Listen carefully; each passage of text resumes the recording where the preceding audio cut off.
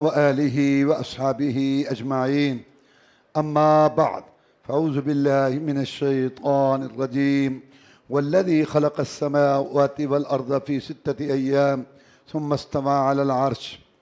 یہ سورہ الحدید ہے. الحدید کا معنی لوہا. چونکہ اس کے اندر لوہے کا تذکرہ ہے اس لیے سورت کا نام الحدید ہے. اللہ تعالیٰ اس میں ارشاد فرماتے ہیں کہ اللہ وہ ذات ہے جس نے زمین آسمان کو 6 دنوں میں پیدا کیا. وہ تو کن کہہ کے سیکنڈ میں بھی پیدا کر سکتا ہے.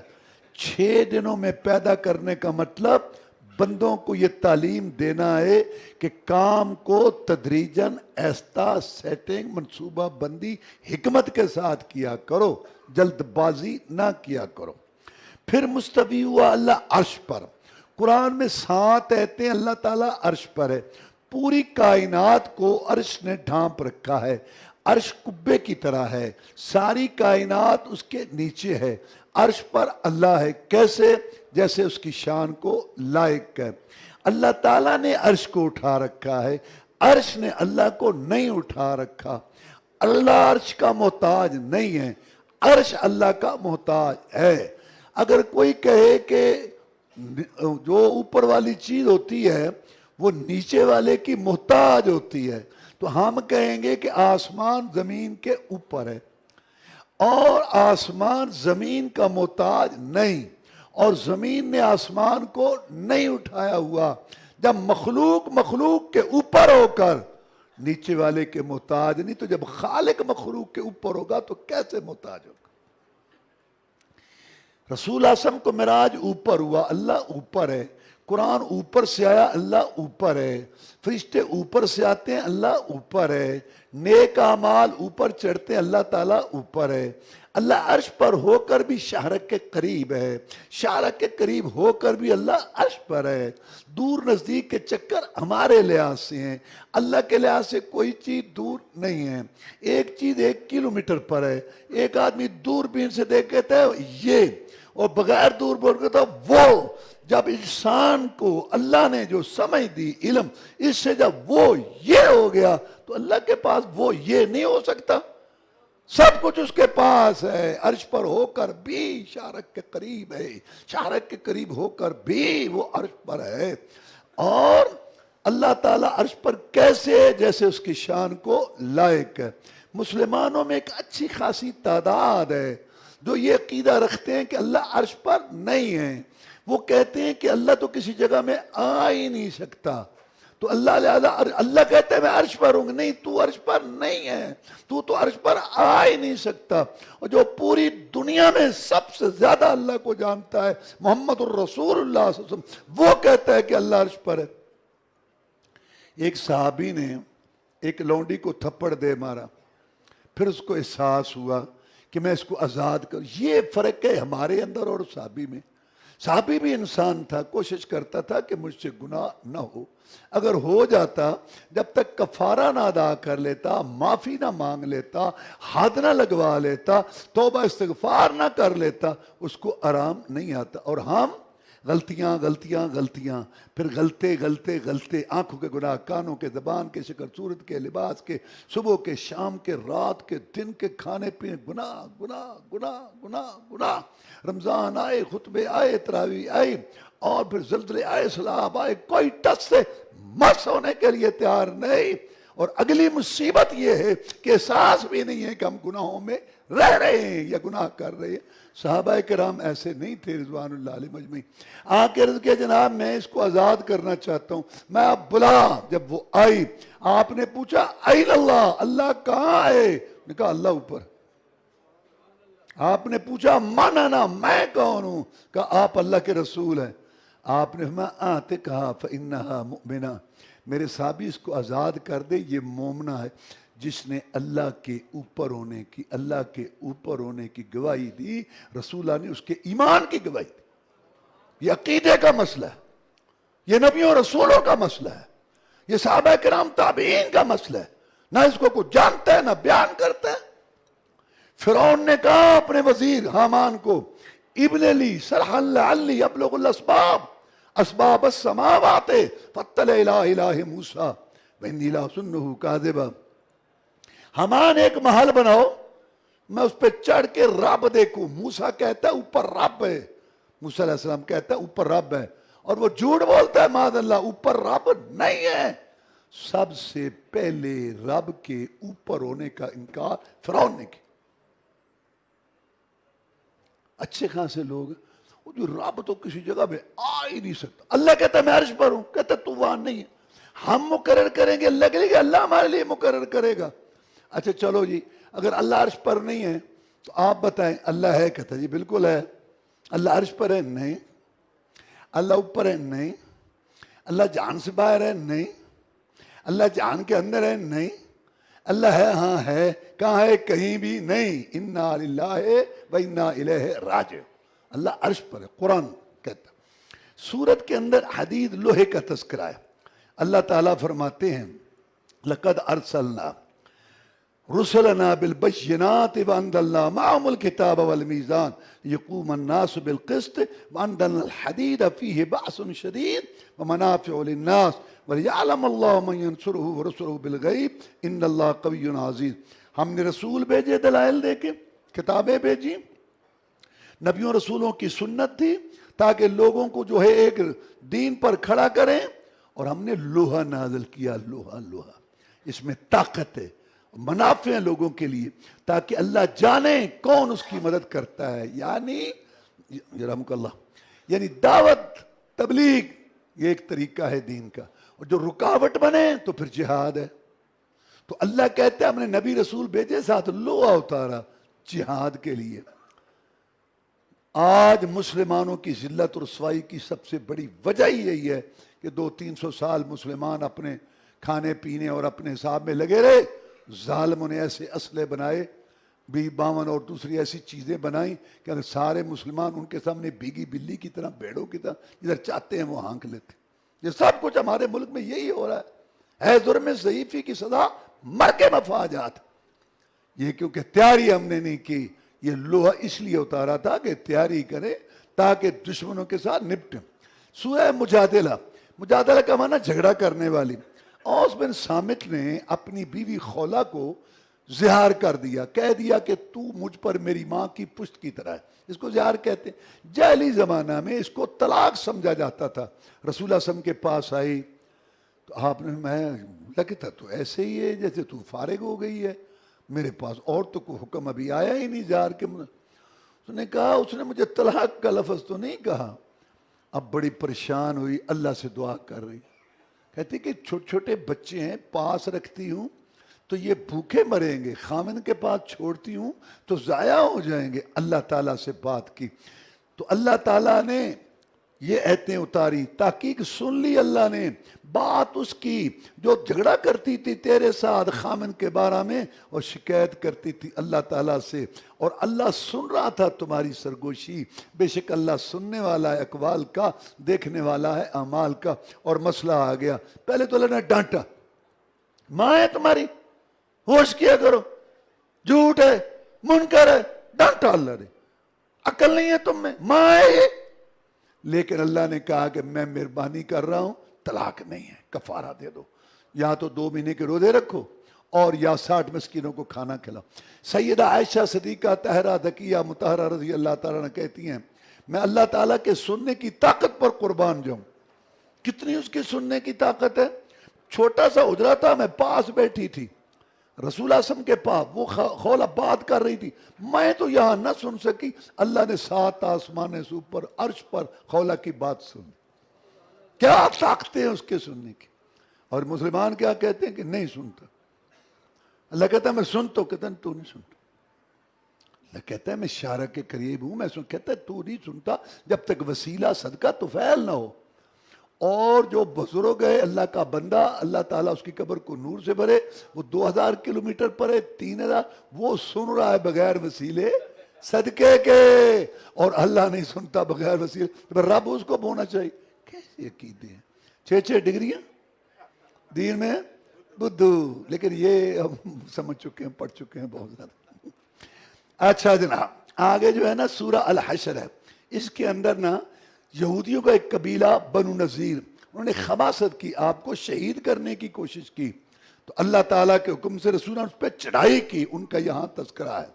عبداللہ بن مسعود رضی اللہ تعالیٰ کے پاس ایک عورت آئی ام یعقوب، آپ نے اس کو کہا یہ جو اللہ کہہ رہے ہیں نا ما آتاکم الرسول فخذوہ ما نہاکم عنہ فانتہوا، جو کچھ تمہیں رسول اللہ صلی اللہ علیہ وسلم دیں، تعلیمات، ہدایات، ارشادات، عقائد، عبادات، معاملات کے متعلق ان کو لے لو، اور جن سے روکے ان سے رک جاؤ۔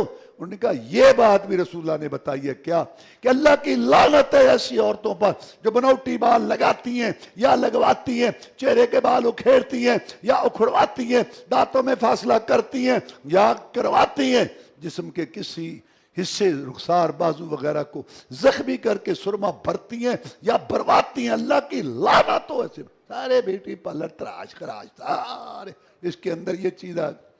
اس نے کہا تو لعنت کر رہا ہے؟ کہتے ہیں جب رسول اللہ نے لعنت کی اور اللہ کہتا ہے جو رسول دے لے لو، تو اللہ کے رسول کا لعنت کرنا اللہ کا لعنت کرنا۔ اب عورت کا چہرہ بالوں سے خالی ہے، وہ چند بال اکھیڑے تو لعنتی، اور مرد کا چہرہ اللہ نے داڑھی سے مزین کیا، اور یہ ہر دوسرے تیسرے دن داڑھی کے بال مونڈ کے کاٹ کے گٹر کی نالیوں میں پھینکے، اس کو لعنت سے حصہ نہیں ملے گا۔ اس کے بعد جو ہے اللہ تبارک و تعالیٰ نے مومنوں کے 3 گروہوں کا ذکر کیا ہے۔ مہاجرین جو مکہ چھوڑ کے آئے مدینہ میں، دوسرا گروہ انصار جنہوں نے ان کو سینے سے لگایا، گھر بار تقسیم کیے، اور تیسرا اس میں ہم بھی شامل ہیں قیامت تک، والذین اتبعوا، اللہ تعالیٰ والذین جاؤوا من بعدہم، تیسرا گروہ جو آیا ان دونوں کے بعد، یقولون کہتے ہیں ربنا اغفر لنا، اے رب ہمارے ہمیں بخش دے، والاخوان الذین سبقونا بالایمان، ہمارے پہلے مومنوں صحابہ کرام کو بھی بخش دے، ولا تجعل فی قلوبنا غلا، اور ہمارے دلوں میں ان کا کینہ بغض نہ رکھ، للذین آمنوا، آمنوں کے لیے، ربنا انک رؤوف الرحیم، اے رب ہمارے بے شک آپ ہی شفقت کرنے والے رحم کرنے والے ہیں۔ تو 3 گروہ ہیں مومنوں کے، مہاجرین جو مکہ سے آئے مدینہ، اور دوسرے انصار، اور تیسرے قیامت تک جو ان کے لیے دعائیں کرتے ہیں اور کہتے ہیں یا اللہ ہمارے دلوں میں ان کا بغض نہ رکھ۔ صحابہ کا زین العابدین رحمت اللہ علیہ بیٹھے تھے، جناب حسین کے بیٹے رضی اللہ تعالی، کچھ لوگ آئے عراق کے، ابو بکر عمر کو گالیاں دینے لگے، ابو بکر اور عمر کو برا بھلا کہنے لگے۔ زین العابدین رحمت اللہ علیہ نے ان کو بلایا، کہتے ابو بکر عمر کو برا کہنے والوں، تم مومنوں کا پہلا گروہ مہاجر جو مکہ سے آئے تم ان میں ہو؟ نہیں جی ہم تو بعد میں ہیں۔ مومنوں کا دوسرا گروہ ہے انصار، کیا تم انصار میں سے ہو؟ نہیں جی ہم تو انصار میں سے۔ تم نے اقرار کیا ابو بکر عمر کو برا بھلا کہنے والوں کہ مومنوں کے پہلے 2 گروہ مہاجرین انصار سے تمہارا کوئی تعلق نہیں، میں زین العابدین رحمت اللہ علیہ حسین کا بیٹا رضی اللہ تعالیٰ عنہ اور علی کا پوتا رضی اللہ تعالیٰ عنہ، محمد کا نواسا صلی اللہ علیہ وسلم، میں اعلان کرتا ہوں تمہارا تیسرے گروہ سے بھی کوئی تعلق نہیں، ابو بکر عمر کو برا بھلا کہنے والوں، کیونکہ تیسرے گروہ کی نشانی ہے کہ ان کے لیے دعائیں کرتے ہیں اور کہتے ہیں ہمارے دلوں میں یا اللہ بغض نہ رکھ، چونکہ تمہارے دل ان کے بغض حسد سے بھرے ہوئے ہو، تم کافر۔ مومنوں کے 3 گروہ سے تمہارا کوئی تعلق نہیں۔ کس کا فتویٰ؟ زین العابدین کا۔ کہاں؟ کشف الغمہ۔ میرا نہیں بنتا اپنا تو بن۔ اس کے بعد اللہ تعالیٰ نے فرمایا یا ایھا الذین آمنوا اتقوا اللہ ولتنظر نفس ما قدمت لغد، اے ایمان والو اللہ سے ڈر جاؤ، ہر جان دیکھے میں کل کے لیے کیا آگے بھیج رہا ہوں، بے شک اللہ تمہارے اعمال کو دیکھ رہا ہے۔ حدیث میں آتا ہے جب آدمی فوت ہوتا ہے نا تو پیچھے دنیا والے کہتے ہیں کیا چھوڑ گیا، کنا کا بنا گیا، اور فرشتے کہتے ہیں کیا لے آیا۔ رسول اللہ صلی اللہ علیہ وسلم فرماتے ہیں آدم کا بیٹا کہتا ہے میرا مال میرا مال، اس کا مال 3 قسم، یا کھا لیا یا پہن لیا یا اپنے ہاتھوں سے آگے جمع کرا دیا، جب جائے گا تو کام آئے گا، باقی تو وارثوں کا مال ہے۔ اور آگے اللہ فرماتے ہیں ان لوگوں کی مانند نہ ہونا جنہوں نے اللہ کو بھلا دیا، اللہ نے ان کو ان کی جانیں بھلا دی، یہی لوگ نافرمان ہیں۔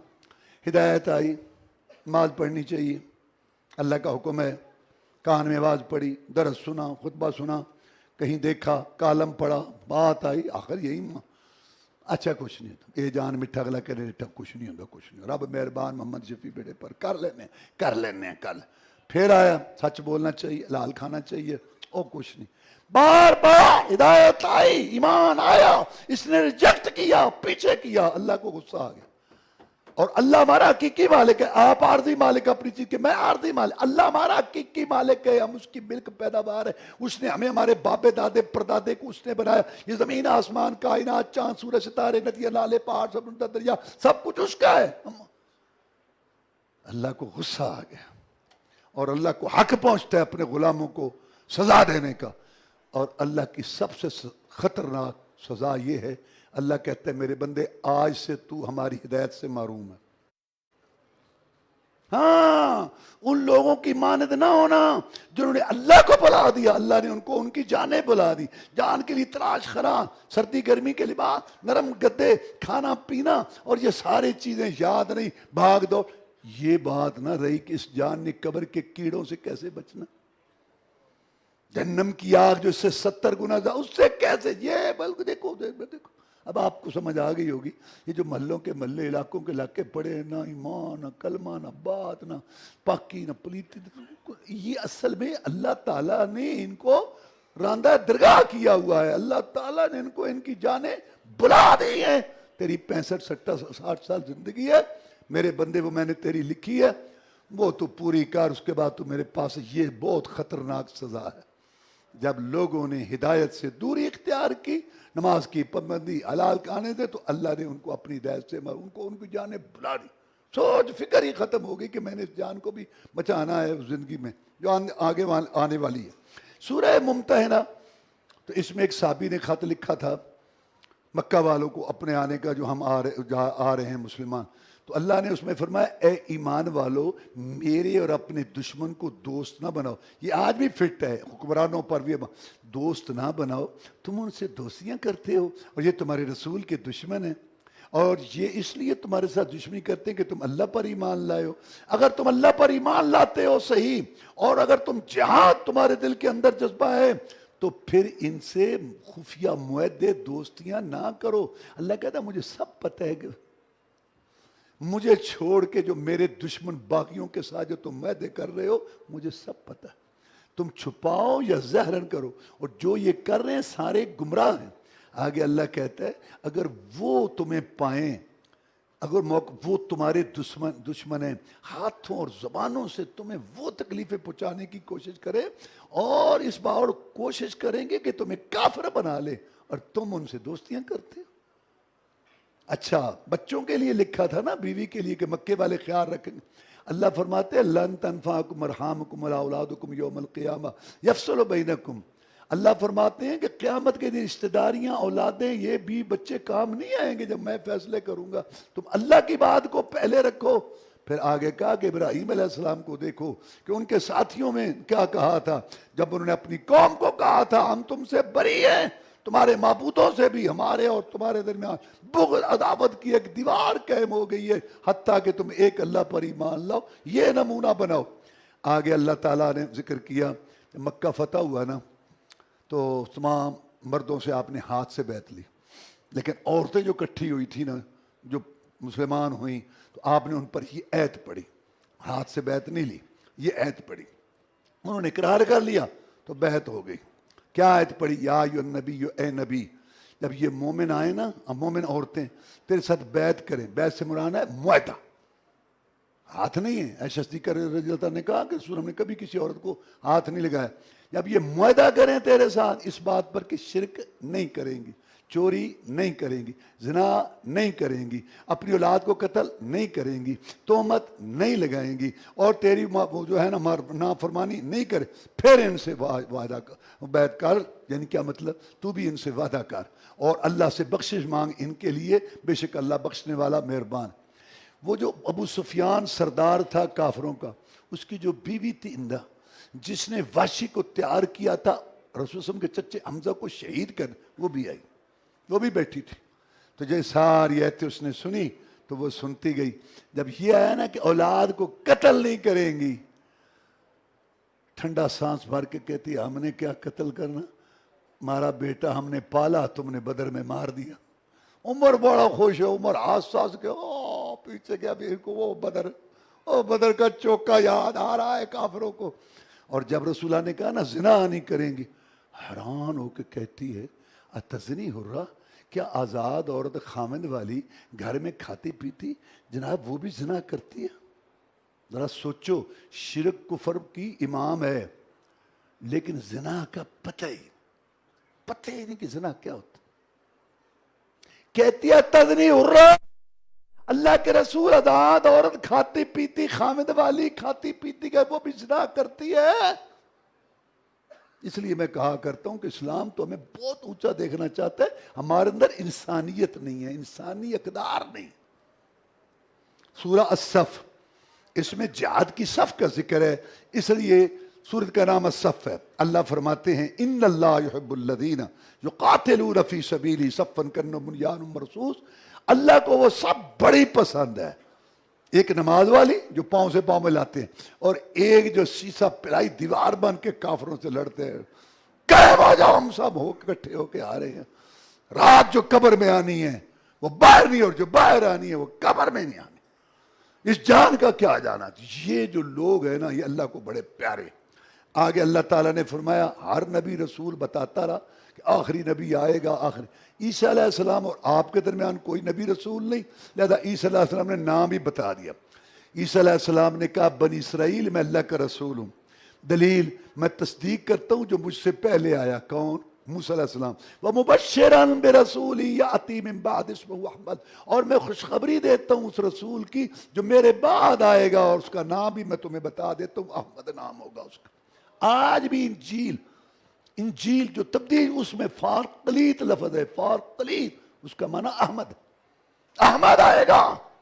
احمد کا معنی جو سب سے بڑی، سب سے زیادہ اللہ کی تعریف کرے، اور محمد کا معنی جس کی لوگ سب سے زیادہ تعریف کرے، وہ احمد بنا، اس نے سب سے زیادہ اللہ کی تعریف کی، اللہ نے اس کو یہ صلہ دیا کہ محمد بنا دیا، ساری دنیا اس کی تعریف کر رہی ہے۔ یہ رسول اللہ صلی اللہ علیہ وسلم کے ناموں میں سے ایک نام ہے۔ رسول اللہ فرماتے ہیں میں تمہیں اپنا تعارف کراؤں کہ میں کون ہوں؟ میں باب ابراہیم کی دعا ہوں، بھائی عیسیٰ کی خوشخبری ہوں، اور اپنی ماں آمنہ کا خواب ہوں۔ اس کے بعد اللہ تعالیٰ نے فرمایا تاجرو، میرے بندو تجارت کرنے والو، تم بھی تجارت کرتے ہو۔ اللہ کہتے ہیں آؤ میرے بندو میں بھی تمہیں ایک تجارت بتاؤں۔ اب اللہ تجارت بتا رہا ہے، یا ایھا الذین آمنوا، اے ایمان والو، ھل ادلکم علی تجارت، میں تمہیں ایک تجارت بتاؤں تنجیکم من عذاب علیم، جو تمہیں نجات دے دے دردناک عذاب سے۔ کیا تجارت ہے؟ یا اللہ تؤمنون باللہ، اللہ پر ایمان لو، ورسولہ، اس کے رسول پر، وتجاہدون فی سبیل اللہ، اور جہاد کرو اللہ کی راہ میں، باموالکم وانفسکم، اپنے مالوں اور جانوں کے ساتھ، ذالکم خیر لکم، یہ بہتر ہے تمہارے لیے اگر تم جانو۔ معاف کر دے گا اللہ تمہارے گناہ بھی، تمہیں داخل کرے گا ایسے باغات میں جس کے نیچے نہریں چلتی ہیں، اور پاکیزہ رہائش گاہیں ہوں گی ہمیشہ کی جنت میں۔ یہ ہے بہت بڑی کامیابی۔ یہ تو آخرت ہو گئی نا، دنیا وأخرى، اور ایک اور بھی تحبونہ، جس کو تم پسند کرتے ہو، کیا؟ نصر من اللہ وفتح قریب، مدد بھی کروں گا، فتح بھی دوں گا، شہر بھی دوں گا، علاقے بھی دوں گا، مال غنیمت بھی دوں گا، ان کے اوپر حکمرانی بھی دوں گا، اور تمہیں خوشحالیاں بھی دوں گا۔ اور ایسا ہوا، عمر فاروق کا دور جہاد کی وجہ سے بچہ پیدا ہوتا تھا، وظیفہ اس کا لگ جاتا تھا۔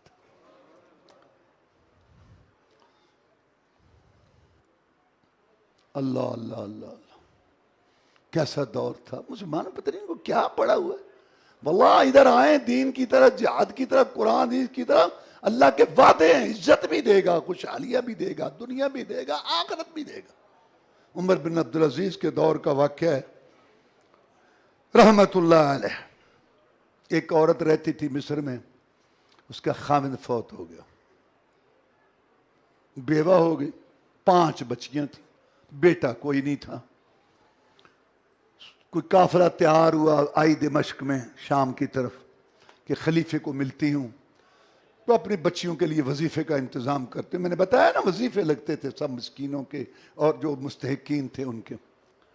آگئی، پہنچ گئی، پوچھتے پوچھتے عمر بن العزیز کے گھر پہنچی تو وہاں کچا سا گھر ہے، سامان بھی اس میں کچھ نہیں ہے، عمر بن العزیز کی بیوی بیٹھی ہے، اس کو آ کے ملی رحمت اللہ علیہ، ادھر دیکھ ادھر دیکھ ادھر دیکھ ادھر دیکھ.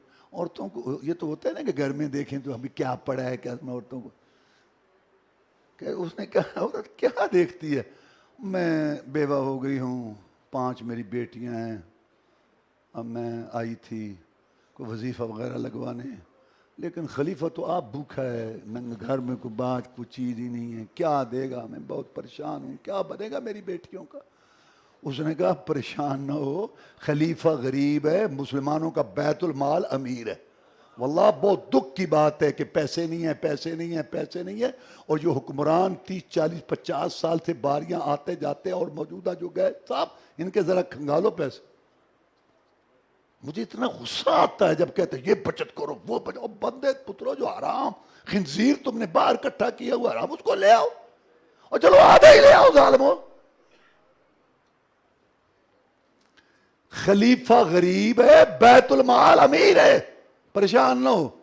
بیٹھی کنواں تھا، دیکھے ایک مزدور تھا نا، کنویں سے پانی کھینچ کھینچ کے کبھی ادھر پھینکتا ہے کبھی ادھر پھینکتا ہے کبھی ادھر بھی دیکھتا ہے. تو وہ کہتی ہے پردہ کر لے، یہ مزدور مجھے صحیح نہیں لگتا، اس کی نظر تیری طرف ہے، دیکھتا ہے تجھے. عمر بن عزیز کی بیوی کہتا ہے یہ میرا خامد ہے عمر بن عبدالعزیز. انہوں نے کہا یہ عمر بن عبدالعزیز ہے، یہ عمر بن عبدالعزیز ہے جو گھر میں پانی چھڑکا رہا ہے. کہتے ہاں میرا خامد ہے یہ. بڑی حیران ہوئی. عمر بن عزیز نے دیکھ لیا تھا کہ کوئی عورت آئی بیٹھی ہے، تو کمرے میں بیٹھے اپنی بیوی کو بلایا. یہ کیا کہتی ہے؟ کہتا ہے یہ وظیفے کے لگانے، چلو اس کو بلاؤ تم بھی ساتھ آؤ. قلم کا ہاں کیا؟ وہ جی میری بیٹیاں ہیں. بول بڑی بیٹی کا نام بول. بولا چلو اس کا اتنا وظیفہ. وہ کہتی ہے الحمدللہ یا اللہ تیرا شکر ہے تو نے میری ایک بیٹی کا انتظام کر دیا. بیٹیاں بڑی چیز ہیں، اللہ سب کی بیٹیوں کو سکون دے، خوشحالی دے، کوئی تکلیف نہ ہو، کہیں پریشانی نہ ہو. اور کھوج اللہ کی تعریف کی. دوسرے ہاں بول نام لگا دیا اتنا وظیفہ. یا اللہ تیرا شکر ہے. ایسے تیسری پہ ہاں اتنا وظیفہ، چوتھی پہ اتنا وظیفہ. جب چوتھی کا لگایا نا کہتا ہے تو کتنا اچھا ہے، بڑا اچھا خلیفہ ہے تو بڑا بہترین ہے، واہ ایسے ہونا چاہیے، ایسا حکمران ہونا چاہیے. قلم رکھ دیا. کہتے ہیں وہ 4 کا وظیفہ لگ گیا نا، 5ویں بھی اسی میں شامل ہے. وہ 4 کا وظیفہ یہ 5ویں پانچوں مل کے یہ کہیں گے وظیفہ یہ وہ کریں گے. اس نے کہا میری 5ویں بیٹی. کہتے بس اس ساتھ ہوگی. تو پہلے لگایا اس کا کیوں لگا؟ کہتے پہلے تو اللہ کی تعریف کرتی تھی، تو چوتھی پہ تو نے میری میرے باپ کا مال ہے، اللہ کا میں دے رہا ہوں، اب تم نے میری تعریف کی نا تو میں اس لیے دوں گا نا، اپنی میری تعریف ہو رہی ہے. بس 4 کا وظیفہ ہے اور میں لکھ دیتا ہوں 5ویں اس میں شامل ہے. یہ 4 کا نہیں ہے، 5 کا ہے یہ جگہ خلیفہ. چلو جی واپس آئی. اب لمبے لمبے سفر ہوتے تھے. جب ادھر آئی کچھ دیر آرام کر کے پھر گئی، تو وہاں جب جا کے دیا نا گورنر کو، جو مصر کا گورنر تھا، تو اس کی آنکھوں سے آنسو آ گئے. کہتا کیا ہوا؟ کہتا وہ تو فوت ہو گیا عبد العزیز. اس نے ران پہ ہاتھ مار، انہوں نے کہا اتنا سفر کر کے گئی ہوں آئی ہوں وہ فوت ہو گیا. کہتا تو وہ فوت ہو گیا، جو قلم چلا گیا وہ چلے گی اور تیری بیٹیوں کو وظیفہ ملے. یہ تھے دور، ٹیکس 17 قسم کے ٹیکس لگے ہیں، اور یہی تم زکوٰۃ کا نظام نافذ کرو، یہی ان سے طریقے سے لو. اللہ تعالیٰ سمجھنے کی. تو سورہ جمعہ، اس میں جمعے کا تذکرہ ہے، اس سے جمعے کی اہمیت بھی واضح ہوتی ہے. اور جمعے کو جمعہ اس لیے کہتے ہیں کہ قیامت جمعے کے دن قائم ہوگی، اس دن اگلے پچھلے اکٹھے ہوں گے. اللہ فرماتے ہیں ایمان والو جب جمعے کی اذان ہو جائے تو کاروبار چھوڑ دیا، حرام حرام حرام. قریبی مسجد میں جب جمعہ ہو جائے جو مارکیٹیں کھول کے بیٹھے ہوتے ہیں، حرام حرام حرام، بالکل ناجائز جمعے کے ٹائم کاروبار. وہ اس لیے تو اللہ کہتا ہے کھا لو، دینا میں میری نافرمانی کر کے بیٹھے ہو. اور منافقون کا آگے تذکرہ. ایک منافق ہوتا ہے عمل کا، ایک ہوتا ہے عقیدے کا. عقیدے کے منافق کا تو اللہ کو پتہ ہے، اور عمل کا منافق وہ رسول اللہ نے بتا دیا کہ منافق کی 4 نشانیاں ہیں: جھوٹ بولنا، وعدہ خلافی، امانت میں خیانت، اور گالی بکنا. جو یہ 4 کام ہے پکا منافق ہے. 3 ہے تو 3 اس سے 2 آدھا. دیکھ لو معاشرہ، ماحول، مارکیٹ، بازار، خاندان، سارے منافق ہی منافق. کوئی پورا، کوئی 3 اس سے، کوئی 2 ایک تو وٹتے پہ. اللہ سمجھنے کی توفیق دے. اس میں منافقوں کا ذکر ہے کہ جو عبداللہ بن ابی، اس نے کہا اچھا یہ آ گئے ہیں یہاں، تم نے ان کو جگہ دی ہے، اب میرے ساتھ وعدہ کرو ان ذلیلوں کو نکال دیں گے مکہ سے، مدینہ سے. معاذ اللہ. اس کا بیٹا مسلمان تھا. جب مدینہ میں سارے داخل ہوئے نا تو وہ تلوار لے کے کھڑا ہو گیا، اپنے باپ کو کہتا ہے اس شہر مدینہ میں سارے مہاجرین آ سکتے ہیں، رسول اللہ تو یا، حالانکہ وہ وہاں کہہ رہے ہیں تو نہیں جا سکتا جب تک کہ محمد رسول اللہ صلی اللہ علیہ وسلم اجازت نہیں دیں گے، اور میں باپ ہوں تو بیٹا، اس نے کہا باپ بیٹے کی بات علیحدہ ہے، یہاں رسول اور امتی کا مسئلہ ہے۔ پھر رسول اللہ صلی اللہ علیہ وسلم نے اس کی جان بخشی کرائی۔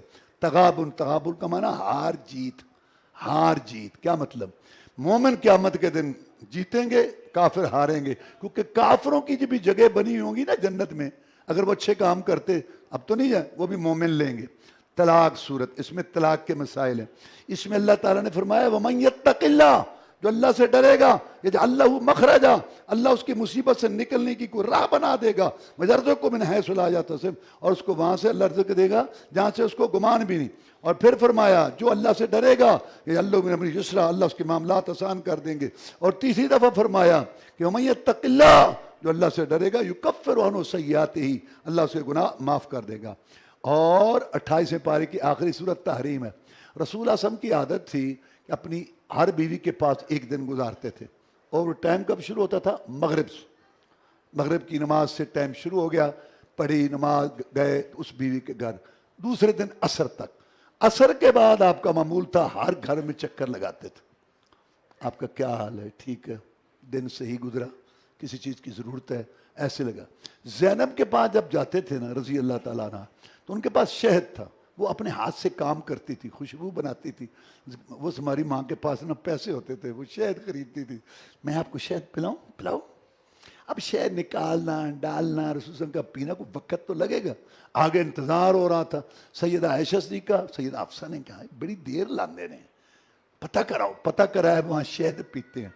تو بہرحال انسان تھی، آئے تو ایک نے بھی کہا آپ کے منہ سے کو ہمک سی آ رہی، دوسرے نے بھی کہا ہمک سی آ رہی، اچھا وہ شہد پیا تھا، وہ مکھی وہاں بیٹھی ہوگی اس بوٹی پہ، میں آج سے شہد نہیں پیوں گا۔ اب ہمارے لحاظ سے کوئی ایک آدمی، کئی ہم نے لوگ دیکھے وہ دہی نہیں کھاتے، کئی آدمی گوشت نہیں کھاتے کوئی، لیکن جب نبی نے کہا کہ میں نہیں شہد پیوں گا تو امت کے لیے مسئلہ بن گیا۔ تو اللہ نے کہا کیوں حرام کرتا ہے جو اللہ نے تیرے لیے حلال کی۔ اور اس سے یہ بھی بات واضح ہوئی کہ اللہ بتانا چاہتا ہے کہ گھریلو معاملات جو ہے نا، اس کے اندر رازداری ہونی چاہیے، ایک دوسرے پر اعتماد اور احساس ہونا چاہیے۔ اور سورت کے آخر میں اللہ تعالیٰ نے فرمایا کہ یا ایھا الذین آمنوا قوا انفسکم واہلیکم نارا، اے ایمان والو اپنے آپ کو اور اپنے گھر والوں کو جہنم کی آگ سے بچا لو، جس کا ایندھن لوگ اور پتھر ہوں گے، سخت فرشتے ہیں اوپر، وہ اللہ کی نافرمانی نہیں کرتے، یہ پھولوں جیسے بچے، یہ آگ کی چنگاری ہے برداشت نہیں کر سکتے، اس سے 70 گنا زیادہ آگ میں جلتا ہوا کیسے دیکھو گے، بچا لو ان کو، بیویاں اپنی بیویوں کو بچا لو۔ آگے اللہ نے فرمایا یا ایھا الذین آمنوا توبوا الی اللہ توبۃ نصوحا، ایمان والو خالص توبہ کرو۔ خالص توبہ کیا ہے؟ جس میں 3 شرطیں ہوں۔ پہلی بات گناہ کو چھوڑو، نمبر 2 اس پہ شرمندگی ہو، نمبر 3 آئندہ نہ کرنے کا پکا وعدہ ہو، ہمالیہ پہاڑ جتنے گناہ بھی اللہ معاف کر دے۔ اگر توبہ ٹوٹ گئی تو پھر کرو، پھر گئے تو پھر کرو، 70 دفعہ بھی دن میں اگر شیطان تم سے گناہ کرائے تم توبہ کرو، سچی کرو، حتیٰ کہ شیطان اکتا کے تمہارا پیچھا چھوڑ جائے۔ آگے اللہ تعالیٰ نے فرمایا نوح علیہ السلام اور لوط علیہ السلام ہمارے نبی تھے، ان کی بیویاں کفر پر تھیں، خائن نہیں تھیں، وہ یعنی کہ معاذ اللہ غلط عورتیں نہیں تھیں، پاک دامن تھیں، لیکن اس وقت جائز تھا نکاح کفر میں۔ تو نوح علیہ السلام اور لوط علیہ السلام اپنی بیویوں کو نہیں بچا سکے، کوئی کسی کے کام نہیں آئے گا۔ ایسے کہتے ہیں جی ٹھیک ہے اس سے بڑے کمزور ہیں، میرے بابا جی نے ساتھ حج کیتے سن، میری ماں جڑی نا شراک پڑھ کے اٹھتی مسلم، تو تینوں کی فائدہ ہے؟ رسول اللہ صلی اللہ علیہ وسلم نے فرمایا میری بیٹی، یہ نہ سمجھنا کہ میں محمد کی بیٹی سے فیشن بنا ہے، آپ کرنا نہیں دوسروں۔ یہ دیکھو لوط علیہ السلام، نوح علیہ السلام نے بتایا کوئی فائدہ نہیں پہنچا سکتے۔ اور آگے کہا کہ فرعون کی بیوی آسیہ ایمان لائی تھی۔ اگر انسان پوری کوشش کرے، اس کے بعد اگر بیوی اولاد کو چیز کام غلط ہیں تو اس کو کوئی نقصان نہیں اس کا، اللہ نے یہ بات سمجھائی۔ وآخر دعوانا الحمدللہ رب العالمین۔